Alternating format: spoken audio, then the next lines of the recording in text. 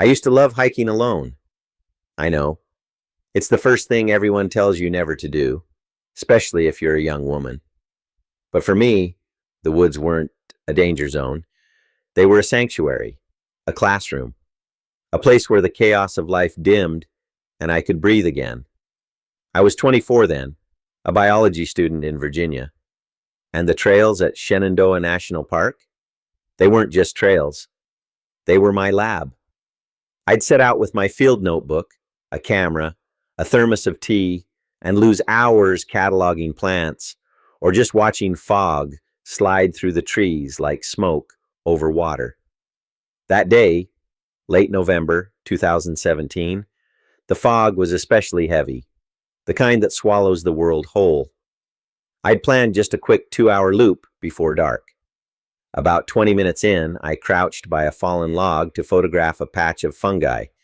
That's when I heard it. A whistle. Not a bird. Not wind. A clear, deliberate tune. 4 notes. Rising and falling. Human. Someone wanted me to hear it. At first, I shrugged it off. Sound carries strangely in fog. Probably another hiker. Maybe a dad entertaining his kids. But then, it happened again. Same whistle, same rhythm.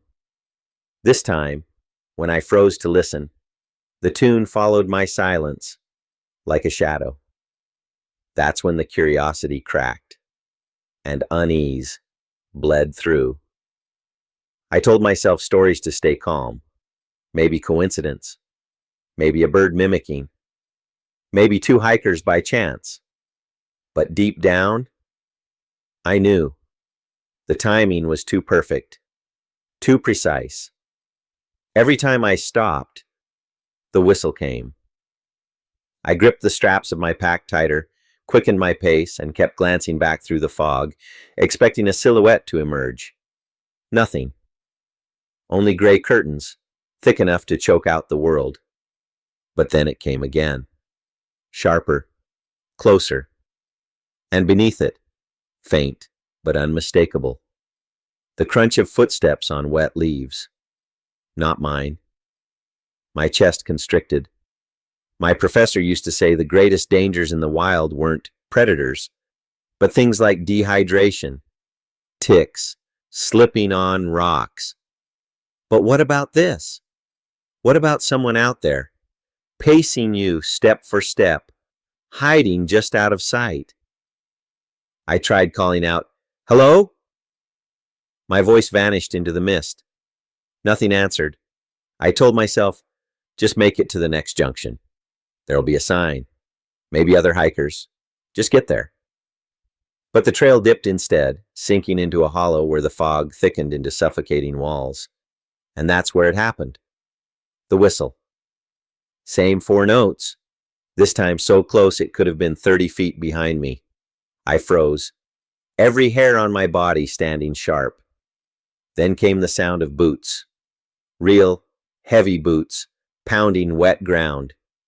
I bolted. No more studying plants. No more photos. Just survival. And then, out of the fog, he lunged. A man in a filthy jacket, arm outstretched, reaching for me. I screamed. Pure, raw terror ripping from my throat. My boots slipped on wet leaves as I spun and ran. His steps thundered behind me. And then that whistle again. Shorter, mocking, almost playful. I don't know how long I ran before I stumbled into 3 hikers heading uphill. I must have looked wild-eyed because the man with them immediately stepped between me and the fog. I could only gasp out, "He's following me." He grabbed, and then we all saw him. The man emerged from the mist, froze when he saw the group, and turned like nothing had happened, vanished back into the gray. One of the women pulled out her phone, dialing 911 with shaking hands. Within the hour, rangers and deputies had him in custody. He was local, untreated mental illness, known for bothering hikers, but never caught in the act until that day. When I told them about the whistling, one deputy glanced at the ranger and muttered, "Same pattern as last time." Last time, the words knifed through me. He'd done this before. And suddenly, it wasn't just about me. It was about whoever else had walked these same trails and heard those same 4 notes. I should have felt relief, vindication. But all I felt was shaken, because I couldn't stop replaying it, the way he lunged without hesitation, the way the fog made him feel like he could materialize from anywhere. It's been almost 8 years since that day, and I still love the woods. I still take photos of plants, but I don't hike alone anymore. I can't. Even now, with friends beside me, I sometimes hear it in my head, that little 4-note tune. I tell myself it was just a man with problems. Nothing supernatural, nothing beyond reason. But when you're out there, deep in the fog, miles from safety, and someone matches you step for step, explanations don't matter. What matters is getting out alive. I used to think hiking was my reset button, my escape from the noise. By 2019, I was a veterinarian, my days blurred with barking dogs, anxious owners, and midnight emergencies that left my brain fried by the time I clocked out. Hiking was how I kept myself sane, and I never hiked alone anymore. I had Rufus. Rufus wasn't just a dog. He was my shadow, my partner, a big, goofy mutt with floppy ears and a tan coat that made strangers think intimidating from a distance. But up close, he was pure softness. His leash jingled like a metronome beside me, his tail sweeping the rhythm of my days. When I was drained from loss, from surgeries that went wrong, from the kind of heartbreak only vets truly know, Rufus was the one who got me out the door again. That's why I never worried. Not really. Not with him at my side. At least, not until that morning in late October. The light that day turned the red rocks into glowing embers. The air was crisp, sharp with fall. I had coffee in hand. Rufus bounded ahead, chasing scents, pawing at bushes, tail in full swing. Then, I saw him. Another hiker on the narrow trail. Middle-aged, wiry, a faded ball cap shadowing his face. Nothing about him screamed danger. He could have been anyone. A tourist, a retiree, a neighbor. But as he drew closer, his eyes locked not on me, but on Rufus, and then he said it. "Morning, Rufus." The leash jerked in my hand, my heart tripped. I hadn't said Rufus's name aloud all morning, not once. How did he know? I forced a smile. "Sorry, do we know you?" He grinned wider. "Oh, I've seen you before." Lots of times. You usually start around 8. Sometimes earlier on weekends, the words hit like ice in my stomach. He wasn't guessing. He wasn't lucky. He'd been watching. I tugged Rufus closer. "You must be mistaken." But he only shook his head, almost amused. "No mistake. I've been following you online. Your photos, your hikes, your routines. You post more than you think." My blood ran cold. I did have an Instagram for Rufus. A silly little page filled with snapshots of him in the red rocks, splashing in creeks, wagging in selfies. A couple thousand followers. A harmless hobby. Or so I thought. And now, here he was, a stranger on a narrow trail, reciting details of my life I'd never told him. I tried to keep calm. "You need to leave me alone. This isn't appropriate." He leaned closer. "I'm not here to hurt you. I just wanted to finally say hi." "We've been close for a while, close." That word twisted in my stomach like a knife. I tried walking, hoping he'd let me pass. He didn't. He fell into step beside me, smiling like we were in on some secret joke. Every few feet, another detail spilled from his mouth. "That red backpack, you bought it last summer, right? I saw the unboxing photo. You usually take this loop on Tuesdays. Want me to show you a shortcut? The red rocks, once my safe haven, now felt like walls trapping me in. I thought clinically, like I do at work. Could I outrun him? Doubtful. Could Rufus protect me? Maybe. Could I make it back to the trailhead? Not without him following. And then, salvation. Movement ahead. A ranger, clipboard in hand, walking the trail. Relief washed through me so sharp it made me dizzy. I raised my voice. Rufus, heel! The ranger's head snapped up. He quickened his pace toward me. The man slowed, smirked, then leaned in so close I could smell his breath. I'll see you again. Don't think deleting your account will change that. Before I could respond, the ranger was there. Stepping between us. Is there a problem here? The stranger backed off, suddenly all innocence. No problem. Just talking. But the ranger wasn't buying it.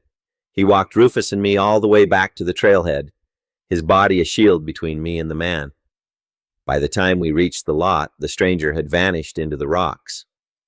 That night, I deleted Rufus's Instagram. Years of photos, hikes, joy, memories, all gone in one click, and it felt like cutting off a piece of myself. I bought pepper spray, I changed my routines, and I stopped hiking alone. It sounds small, right? But to me, it was everything. Hiking had always been the one place I could breathe, the one space where my body, my mind, my spirit, all of it, reset. But after him, I couldn't do it anymore. Rufus, of course, didn't understand. My big, goofy shadow still bounded toward the car every morning, tail wagging, eyes bright, ready for another adventure. And every time I hated myself for saying no, because the truth is, that man didn't just steal a hike, he stole my sense of safety. Even now, years later, when I walk Rufus in broad daylight, I catch myself scanning faces, searching shadows, wondering, is he still out there, waiting for me to slip? It's frustrating. It's terrifying that something as innocent as a silly little social media page, just snapshots of joy, somehow opened the door to something dangerous. I guide for a living. Now, people hear that and imagine the glamorous parts, those epic ridgeline photos, maybe brushing shoulders with a mountain goat or two.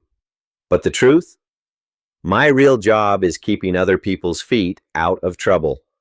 And I've guided long enough in Glacier National Park to know this. The land never lies. Maps, posts, signs, those are human attempts at order. But the land? The land tells the truth. People, though, people lie. And in the summer of 2018, someone out there was lying. It was a clear August morning. I had 6 clients, an Ohio couple with shiny new packs, a college kid testing trekking poles like they were lightsabers, a dad with his teenage daughter, and a photographer who couldn't stop talking about golden hour. A typical group, excited, nervous, each with something to prove. My job? Get them out alive. The route was a modest ridge climb I'd done 100 times. I knew every switchback that faked you out, every bench, every bend. My map sat in my pocket, compass clipped to my strap, offline GPS track preloaded. 2 miles in, we hit the first warning sign. A trail post at a fork, one I knew should point left, had been tampered with. The arrow sticker rotated 90 degrees, pointing right, toward a faint spur. Gray paint smeared across old residue, like someone had tried to hide the tampering. We go left, I told the group, tapping my map. They followed, though the spur looked inviting. But 20 minutes later, it happened again. Another post, another arrow, this one gleaming and new, reflective, pointing right when the real trail veered left. The Ohio husband asked why anyone would change markers. I gave the easy answer. Probably a prank. but inside my gut whispered the darker one. Sometimes, people want you off the real trail. As we climbed, the tricks multiplied. A strip of orange flagging tied to a false braid, 6 cairns stacked neatly toward a notch that led nowhere good. I kicked them down. The teenager joined in, laughing. But the truth? It felt like a setup. By noon, we reached the ridge, the world opening into a basin below, a lake gleaming like a silver coin. The group ate, laughed, snapped photos. But the descent? That's when things turned dangerous. Tired legs, aching knees, temptation to take shortcuts, perfect conditions for disaster. At one bend, a new sticker directed us right, onto a rock slab I knew ended in sheer drop. The real path, hidden in shadow, dipped left through trees. I took a photo of the false marker before steering the group the safe way. 100 yards later, the ground betrayed us again.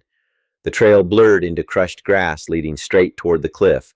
20 feet ahead, nothing but air. The photographer stepped forward, camera in hand. I blocked him, sharper than I meant to. Not there. We regrouped, searched carefully, and found the true tread buried under branches. Someone had brushed it over. This wasn't random. This was deliberate. Then the smell hit. Damp canvas. 10 paces off trail, hidden behind firs, sat a low-profile dome tent. Staked, tarped. No permit. No food hang. Stay here, I told the group. I approached, called out twice. Nothing. I unzipped just 4 inches, then opened it fully.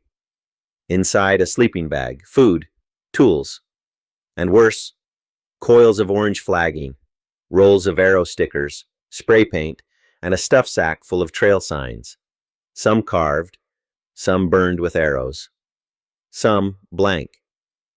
This wasn't a camper. This was someone rewriting the park. I photographed it, zipped it back, and led my group out, not mentioning the stash until they were safe at the trailhead. Later, I showed a ranger. Law enforcement hauled it out. And the next day, I heard it wasn't just here. Similar markers had been found 2 drainages over. Same tricks. Same danger. No suspect. Just a ghost leaving invitations where no sane hiker should go. I still guide that ridge. The false markers vanish. The cairns get knocked down. But sometimes, in spring, I'll catch a figure shadowing us from the trees. Always far enough to look like just another hiker. When I stopped, they stopped. When I looked, they ducked. I never confronted them. I just kept moving, kept my clients safe. And later, I told a ranger, "Do I think someone wanted to kill hikers?" I don't say yes, I don't say no. But arrows rotated toward cliffs? Trails brushed over to vanish? That's not a prank. And I'll never forget that moment on the false path. Wind pushing at the edge. 6 people behind me. Trusting I knew what was true.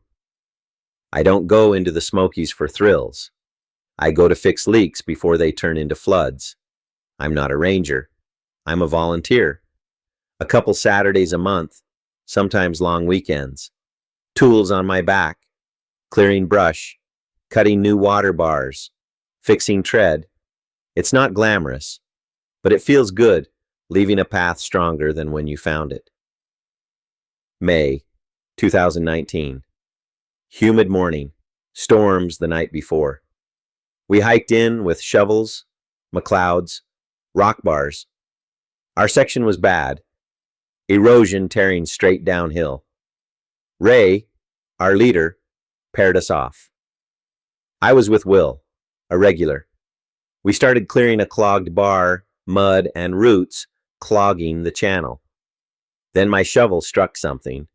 Not stone, not wood. Metal. I brushed aside the muck. Orange-brown flashed through.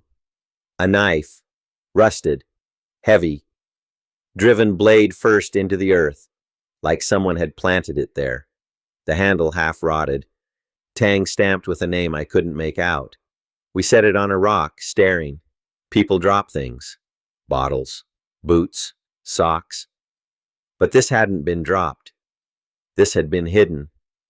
Ray radioed a ranger. Meredith came up within minutes. She crouched, tweezers in hand, and pulled something we'd missed. A strip of gray cloth, stained dark at the center. Blood. She bagged the knife, bagged the cloth.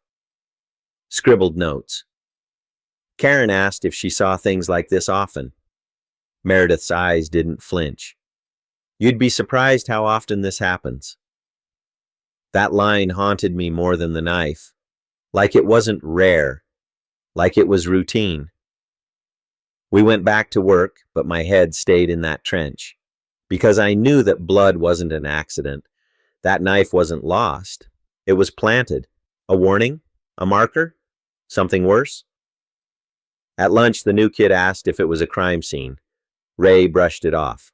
Not our job. We called it in. But even Will, steady, unshakable Will, muttered, "Guess it happens more than we think." The next weekend, I asked another ranger about it. He shrugged. We find things. We bag them. We move on. Like that was supposed to comfort me. It didn't. I went back alone later. The trench was just dirt, water flowing where it should. No sign anything had ever been buried there. That was worse. Because trails remember. They hold boot prints, storms, erosion. But this had been erased. After that, I worked slower, testing with my boot before I dug, carrying surveyor's tape in my pocket. Eli, a new volunteer, teased me until he found a corroded battery buried in a trench. Then he understood. A month later, we found a child's glitter backpack under a stump. Inside, a fossilized applesauce pouch, broken strap, a name scribbled in marker. Jules! Meredith came again. This time, she recognized me. I asked if she meant what she'd said, about it happening often. She looked tired. It does. Most of it's nothing. Some of it isn't. We do what we can. That honesty rattled me more than anything, because it meant she wasn't exaggerating. And now every time I drive up for trail work, I wonder, how many stories lie buried under these paths? Objects tamped down, forgotten, never spoken of. And when my shovel hits something it shouldn't, I freeze. I hear that echo, that metallic ping, and wonder if I'm about to unearth another story someone buried deep, hoping it would never be found. I was 23 when this next one happened.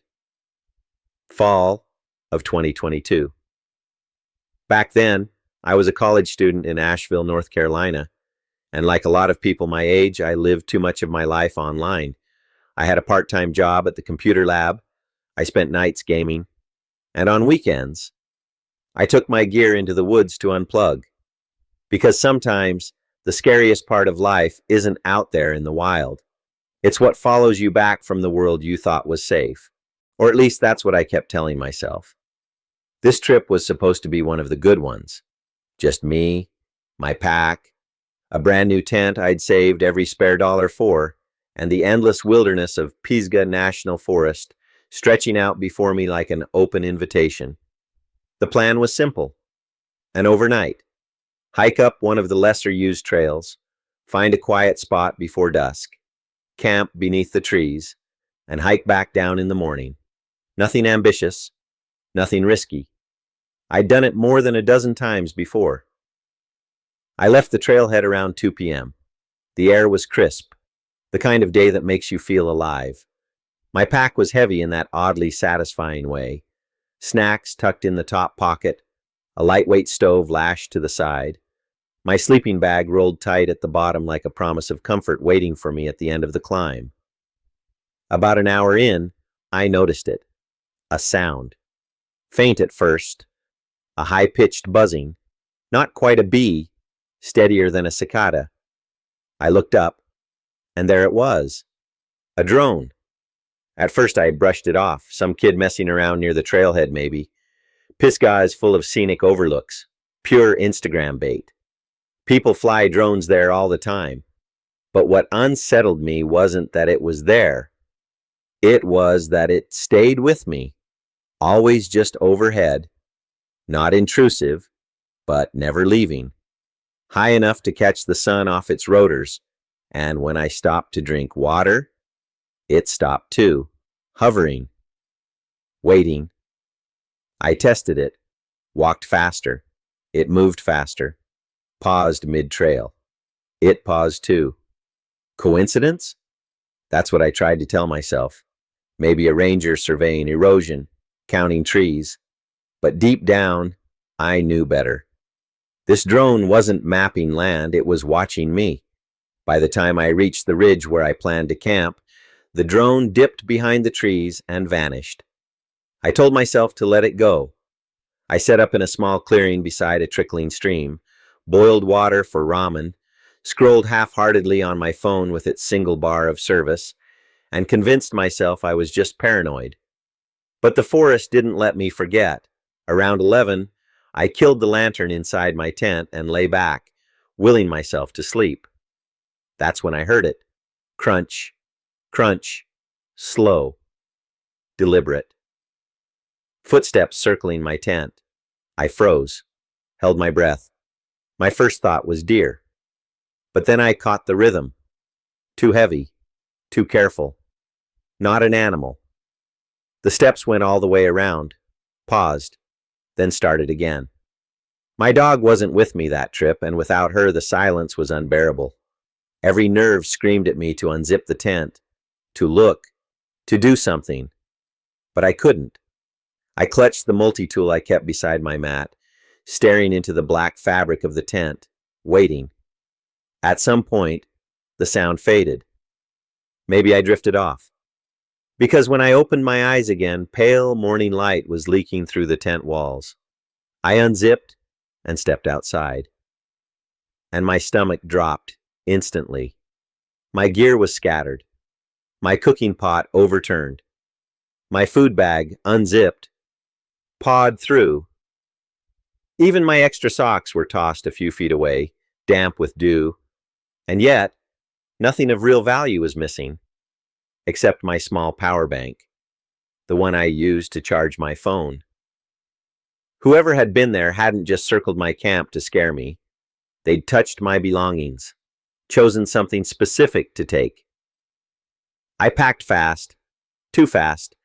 The entire hike back, I kept scanning the sky, expecting that drone to reappear. But the air stayed empty, silent, indifferent. Back in town, I couldn't let it go.